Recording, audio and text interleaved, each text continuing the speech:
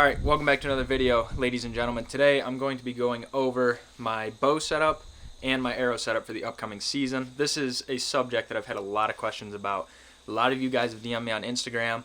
A lot of you guys have made comments about it, asking me what arrows I'm shooting, what broadheads I'm shooting, what specific setup my bow is, made for, whatever.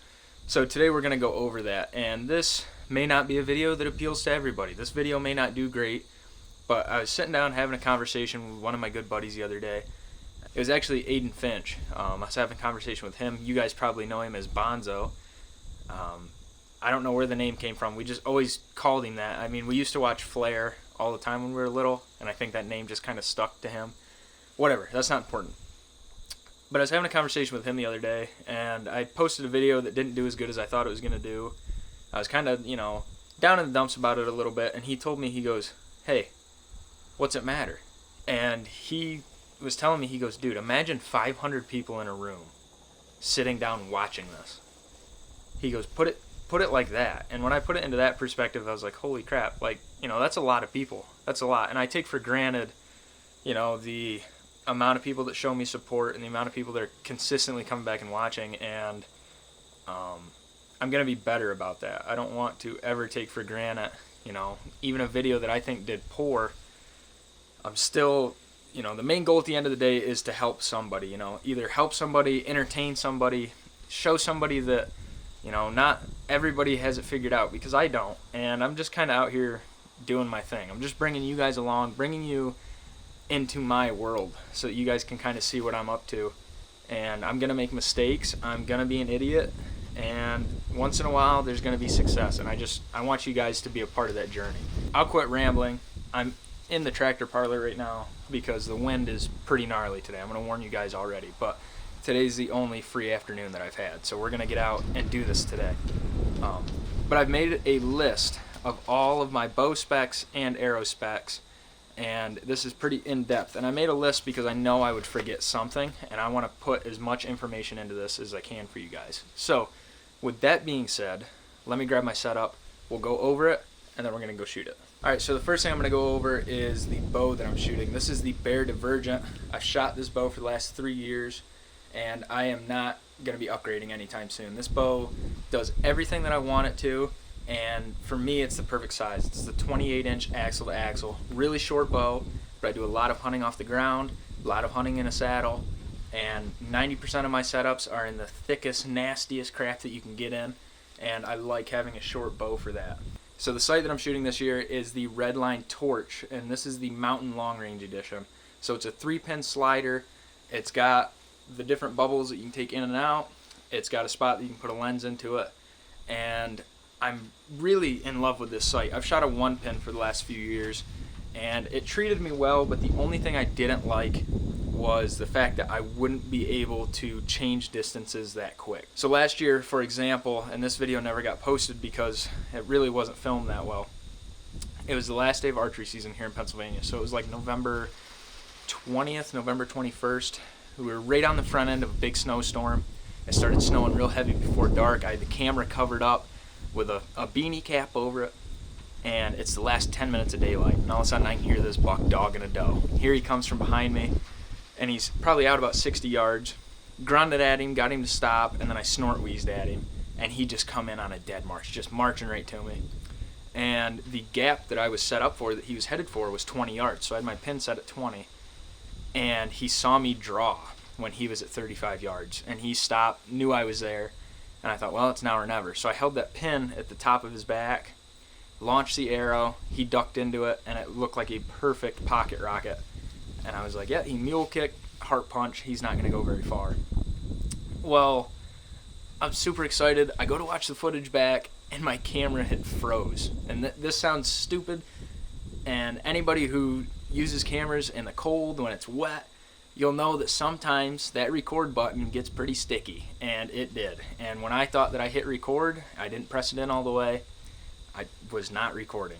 So I had zero footage of this deer coming in, zero footage of the shot, and all I had to reference was just what I saw and what I heard. And I figured, it's a good shot. It's going to be a little bit low, but I think I got his heart.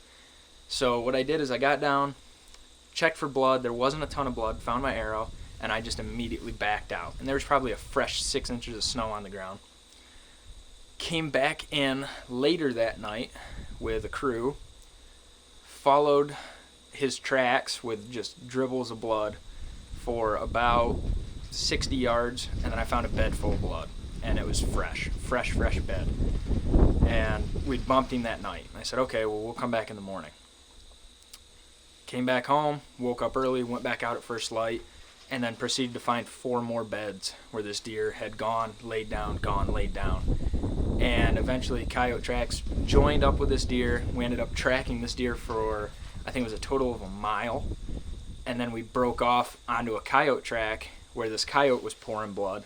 So at some point that deer had mingled with those coyotes and gored one.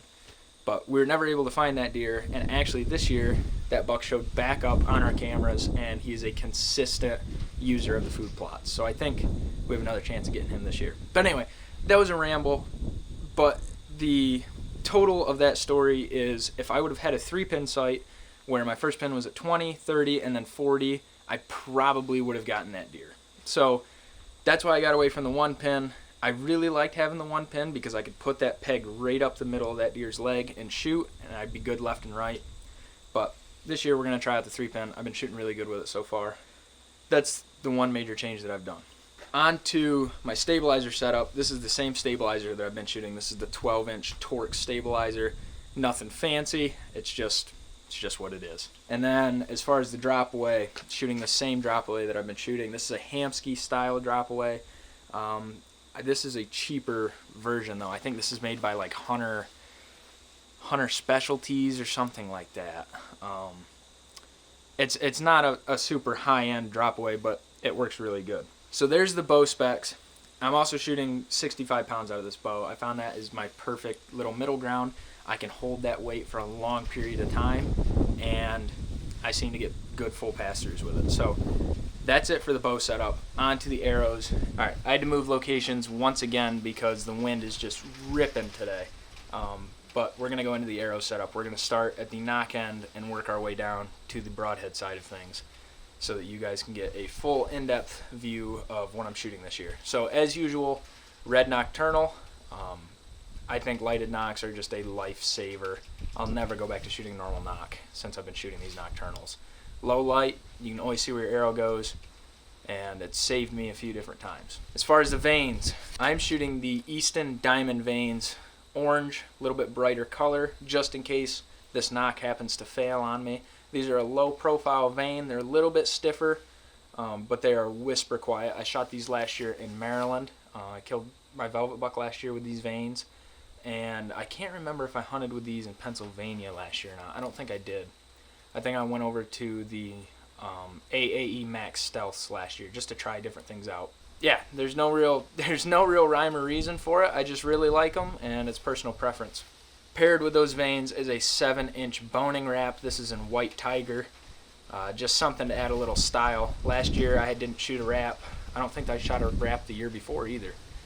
But I wanted to be a little bit more stylish this year, so we went with that. Again, just a personal preference. Doesn't add anything to the setup. I just thought it looked cool. Now, onto our broadhead side. This is the meat and potatoes right here. This is where it gets important. So I am shooting the Magnus Black Hornet. This is the Sur Razor. So it's got the serrated edges on it and the 2 bleeder blades. I shot the Magnus Stingers a few years ago, and they did really good. That's their bigger profile broadhead. But I've heard a lot of good things about these Black Hornets, so we're going to test those out this year. And below that, I have a 75 grain insert. My total arrow weight comes to about 570 grains, a little bit on the heavier side.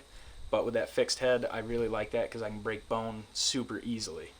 So that's the arrow setup, and you'll notice that my other arrows don't have the White Tiger wrap. I had 2 of these, wanted to test them out. The rest of them are 6-inch, just pure white boning wraps. Again, doesn't add anything to the arrow, not as important, but it's a style thing. And another change that I've made is my release. So the last few years I've shot a thumb button. I am going back to the classic wrist strap style. You can get one of these anywhere. This is an old style True Fire. It's got the index trigger. You can adjust the length by spinning the head here in and out, and I'm going back to this just because it's constantly attached to me. I found that the last few years I was always looking for my thumb button, whether it was in my pack or whether I left it at home.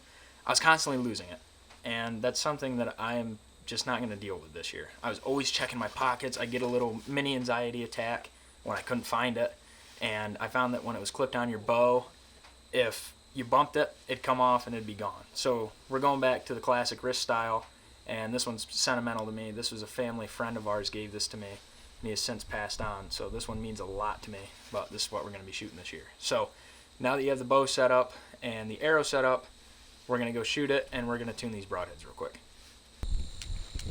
All right, we're going to start at 20 yards, and we're just going to shoot an arrow with a field point on it just to make sure that we're hitting where we need to be. Because I would much rather lose an arrow with a field point on it than an arrow with an expensive broadhead. So here we go. I'm going to shoot right there.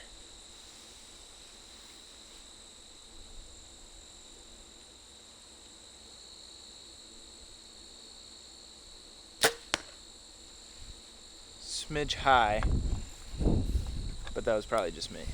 So now we're going to shoot the whitetail with a broadhead.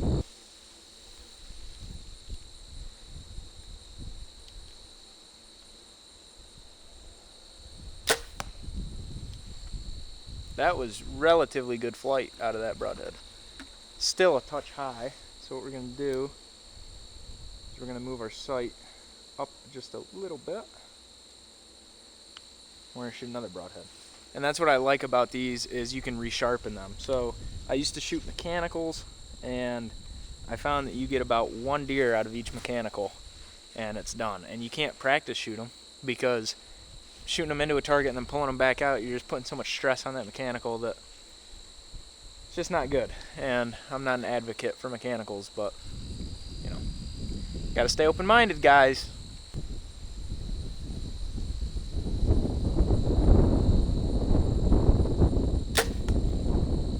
Okay, that went exactly where I was aiming, but it had a slight right tear as it was shooting. That could have been the crosswind, but it was most likely the actual way the arrow was canted on the nock. So we're going to shoot this third broadhead, and then we're going to go up and remember which ones we have to play with. The first shot was perfect as far as arrow flight. It was a little bit high, but it was perfect arrow flight, which that's what we're trying to achieve. You can always dial your sight into your broadheads later. Perfect arrow flight is the first thing you want to achieve. So the first shot was good. Second shot, slight right tear. We're going to adjust that a little bit onto the third shot. I'm going to aim a little bit to the right, just in case. That was really good arrow flight too, and that went exactly where I was aiming. Alright, so this is the broadhead, or the arrow, I should say, that we have to play with a little bit. And this is super simple. I think a lot of people get intimidated by hearing the phrase broadhead tuning, because they think there's a lot into it, but there's really not. All I'm going to do is, you see how this arrow's positioned on here? I'm going to do a slight turn, just like that, and then we're going to shoot again. It's either going to get better or it's going to get worse. If it gets better, we'll keep going that direction. If it gets worse, we'll go the other way. That's how I've always done it, and it's always worked really good for me. So I'm sure there's somebody out there that has a better way to do it, but this is the way I do it.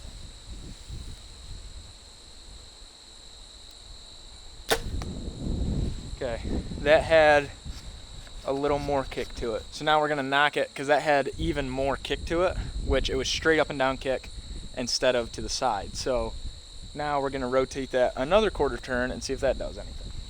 I do have to say though, I am very impressed with how accurate these broadheads are right out of the box. This is the first time I've shot these, and they are dead on. So now we're going to do, I can't remember which way I went. I think I went this way. So we're going to do another quarter so that this vein is up now, and we'll try it again.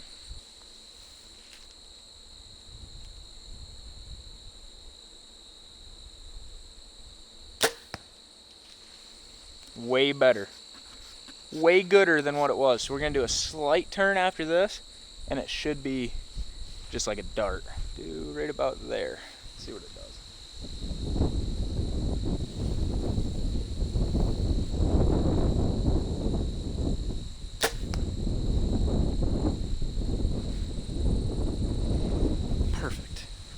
absolutely perfect. Probably not absolutely perfect, but good enough to where at 20 yards I feel very confident. Those arrows are hitting exactly where I'm aiming, and the flight looks very good. So what we're gonna do now is, usually I'd go back to 30 and shoot again, but since today's so windy, you're gonna be fighting with the wind and determining whether your arrow is actually kicking to one side or if it's the wind having some play on it. So I'm gonna wait for a calmer day to finish tuning these. At 20 yards, the wind's not gonna have that much of a difference or that much of an effect on your arrow flight. So we've got these arrows dialed at 20 as far as flight. I'm gonna get this stuff put away, and then I'm gonna go film another video for you guys, but I wanted to make this one first because I've gotten a ton of questions about this subject. So thank you guys for watching this video.